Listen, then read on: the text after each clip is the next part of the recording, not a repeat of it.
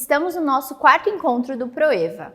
No último encontro, você aprendeu sobre a infiltração da água e sobre a mata ciliar. Naquele encontro, tivemos uma experiência mostrando como a água passa em dois tipos de solo. Lembra qual solo é mais poroso e o menos poroso? E da apresentação da maquete, lembra?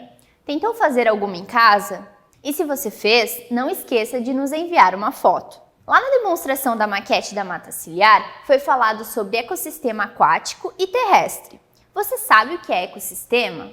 Ecossistema é o conjunto formado pelos seres vivos, plantas, animais, micro-organismos e ambiente, solo, água e ar.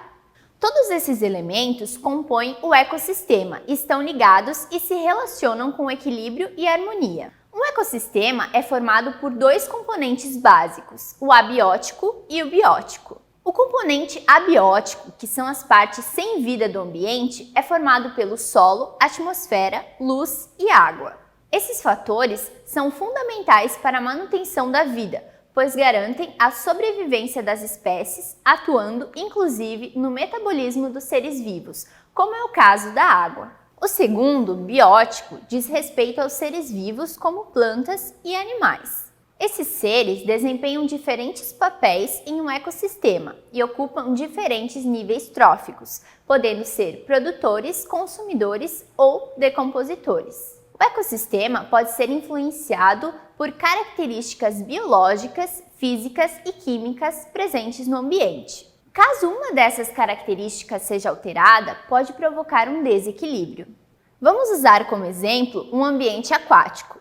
A vida no rio depende da concentração de sais minerais, pH, correnteza, plantas e animais. Mas se houver a degradação desse ecossistema, ela pode reduzir a capacidade de aproveitar plenamente o potencial das soluções baseadas na natureza. Por isso, todo mundo tem um papel importante na conservação dos ecossistemas. Eu, você, porque algumas atitudes provocadas pelos homens geram destruição dos ecossistemas, como poluição, queimadas, desmatamentos e uso de agrotóxicos. Todos os seres vivos de um ecossistema dependem uns dos outros.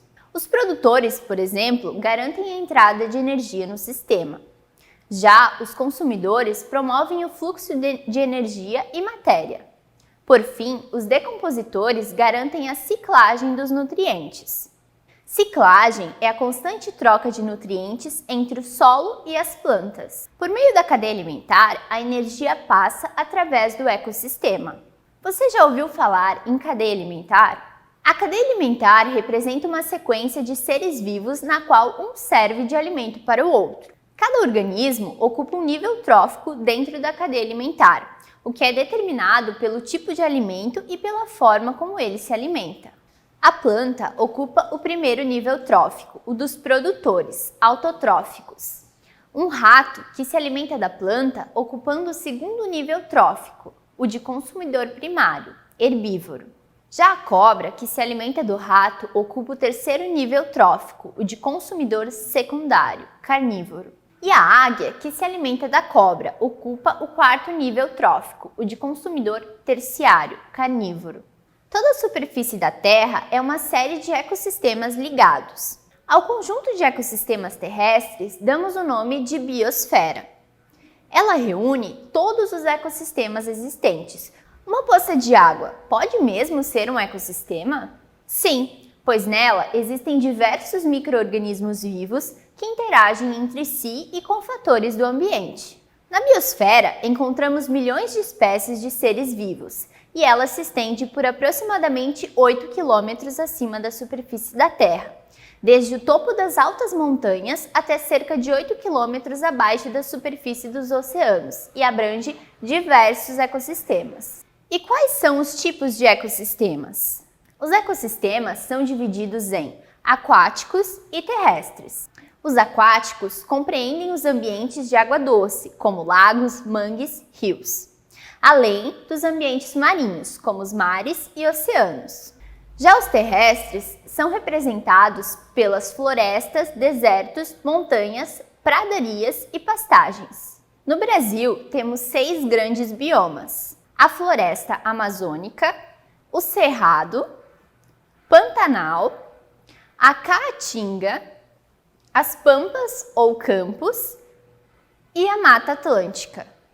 A Mata Atlântica se estende pela faixa litorânea do país e 70% da população humana brasileira habita a área originalmente ocupada por esse bioma. E nela também estão as maiores cidades e polos industriais do país. Esse é o bioma mais ameaçado do Brasil. Inclusive, nossa cidade faz parte deste bioma.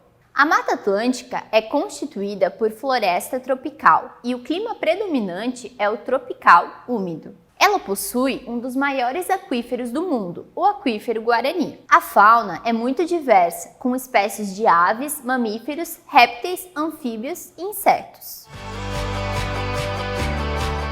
Para o encontro de hoje, trouxemos o Christian, que é biólogo e é o responsável pelo setor de educação ambiental da FUJAMA, que é a Fundação Jaraguaense de Meio Ambiente. Seja bem-vindo, Christian. Ele vai nos falar um pouco sobre a Mata Atlântica e a flora e fauna local. Christian, fique à vontade. Obrigado. Olá a todos. Obrigado, Cláudio. Obrigado, pessoal do ProEva, pelo convite. Então, antes de trabalhar sobre a Mata Atlântica, eu gostaria de saber se vocês sabem o que é bioma.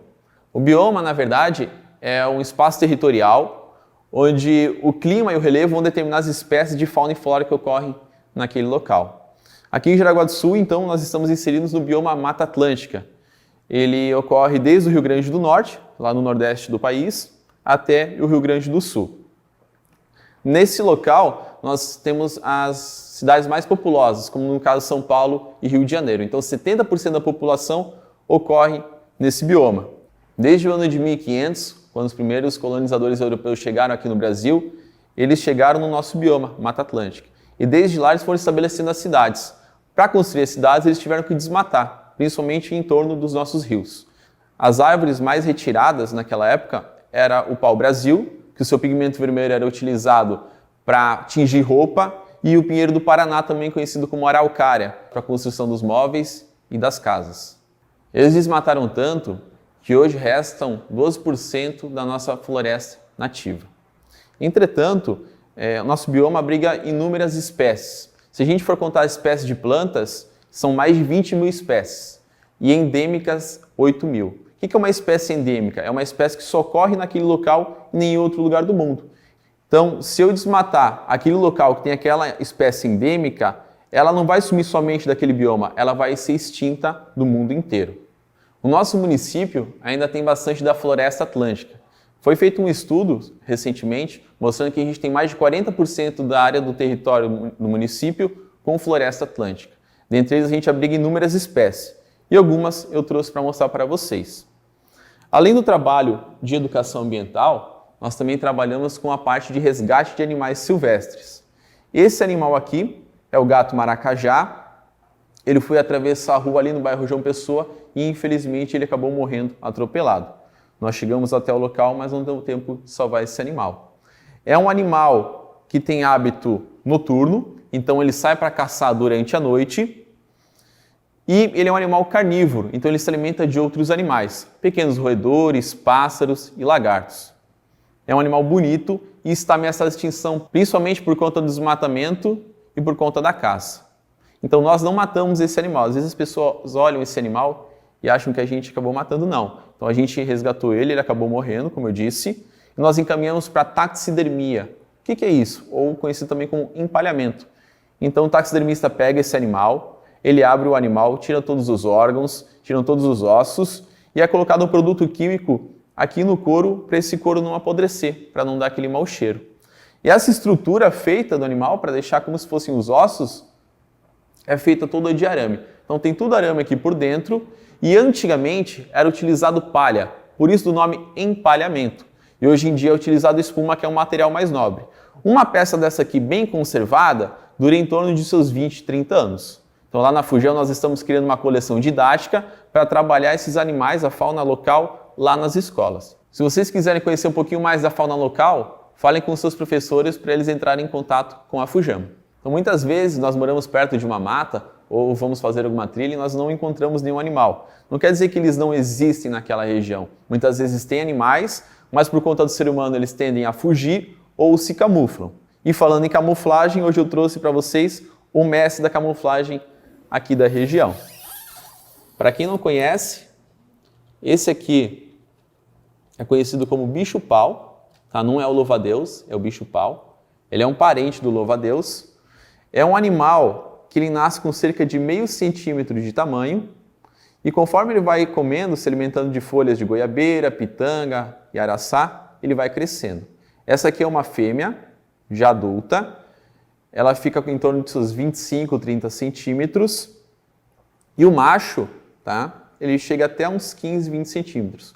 Como eu sei diferenciar se é macho ou fêmea? A fêmea não tem asa e o macho tem uma pequena asa nas costas dela. E por que ele é o mestre da camuflagem? Imagine esse animal lá no meio da floresta, num galho de uma árvore, e chega algum pássaro para tentar se alimentar dele. Então ele fica estático, ele fica parado e se parece com um graveto. Então o animal tende a ir embora. Por isso que ele é chamado mestre da camuflagem, porque ele se parece com um galho de árvore. Tanto que o seu nome é chamado de bicho-pau. Christian, gostaria de agradecer a sua presença. O que você nos trouxe enriqueceu muito o nosso encontro. Obrigada. Como a própria palavra nos diz, os bioindicadores indicam algo. Os bioindicadores são animais ou plantas que informam sobre as condições em que o ambiente se encontra. A presença de algumas espécies de vegetais ou de animais em determinado lugar é alterada de acordo com a qualidade do meio ambiente. Tais espécies são de extrema importância, pois nos ajudam a analisar o impacto produzido pela ação humana sobre um habitat, comunidade ou ecossistema. Indicam também a biodiversidade de determinada região. Podem servir como bioindicadores processos que ocorrem dentro de um indivíduo, espécies individualmente ou até mesmo comunidades inteiras. Um exemplo são as trutas da espécie Oncorhynchus clarke, que habitam riachos de águas frias nos Estados Unidos. Esses animais toleram temperaturas máximas entre 20 e 25 graus. Quando a temperatura do riacho aumenta, geralmente em decorrência de atividades humanas como pastoreio, queimadas e exploração madeireira, as trutas produzem uma espécie de proteína usada para se proteger, que pode indicar quanto o meio ambiente está sendo afetado. Como vimos anteriormente, o Brasil é repleto de biodiversidade, então vamos pensar um pouco. Vocês conhecem algum bioindicador? Em torno dos nossos rios de Jaraguá do Sul, podemos observar as lontras e as capivaras. Esses animais podem ser encontrados em locais onde a mata ciliar se encontra preservada, pois eles dependem desse ecossistema para sobreviver. Apesar do nosso rio Itapucu ter muitas partes que se encontram sem mata ciliar, nos locais onde observamos uma preservação maior, podemos encontrar esses animais, o que indica que o nosso rio é um ambiente adequado para a sobrevivência deles. Vocês viram também, no outro encontro, que o SAMAI tem um programa de revitalização da mata ciliar? Posteriormente, quando tivermos as 40 mil mudas plantadas ao redor do rio, poderemos ver estes animais circulando em várias partes do nosso rio. Sabemos que cada animal possui a sua função na natureza. Assim, cada bioindicador pode indicar alterações diferentes de acordo com seu comportamento. Vamos conhecer alguns deles? Os besouros são polinizadores. Eles são muito sensíveis aos fertilizantes. Já as libélulas são insetos que encontramos em locais de água limpa. As joaninhas são sensíveis aos praguicidas. A abundância e distribuição das borboletas é reduzida pelo uso de pesticidas e fertilizantes. Os percevejos são indicadores de metais e fertilizantes. As abelhas são sensíveis aos agrotóxicos. Elas correm um grande risco de extinção, o que é um problema, pois são essenciais à polinização. Marimbondos ou vespas não toleram poluição atmosférica. Sabiam que quando o ambiente está desequilibrado, as formigas se escondem no formigueiro? O ipê roxo e o amarelo só se desenvolvem em áreas com baixo nível de poluição.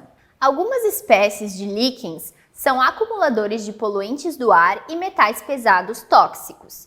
Geralmente são encontrados em florestas com ar de boa qualidade, limpo. Musgos podem medir o nível de gases poluentes.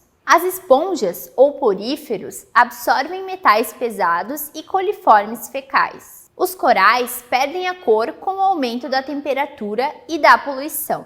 Os sapos vivem próximos de rios e lagos ou em locais úmidos. Eles têm sua população diminuída quando o ambiente está desequilibrado, em consequência de desmatamentos, aumento de temperatura ou poluição. As moscas, baratas e ratos ninguém de nós quer por perto, não é mesmo? Pois é, esses animais preferem locais sujos, vivem nos esgotos, no meio do lixo, em restos de alimentos e em cascas de frutas. Se quisermos que eles fiquem longe de nós, precisamos deixar tudo bem limpinho e recolher o lixo, não deixando nada que possa atrair esses animais. Então, agora, depois de tudo o que aprendemos, vou sugerir que quando vocês saírem por aí, identifiquem os diferentes ecossistemas e os bioindicadores. Dessa forma, poderão saber como está o nosso meio ambiente. Então é isso, pessoal. Até o próximo encontro!